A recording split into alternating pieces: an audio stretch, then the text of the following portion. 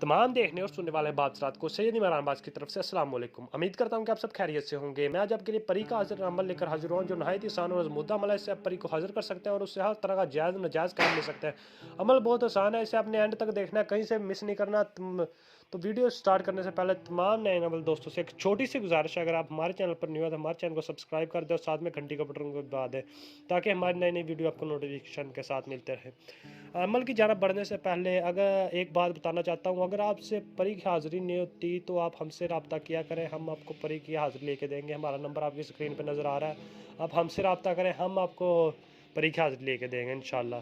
तो अमल की तरफ बढ़ते हैं। तो आपने ये अमल जुमे की रात को करना है। जुमे की रात को आपने 12 बजे बैठ जाना है, एक अलग कमरे में बैठ के आपने ये नक्श लिख लेना है।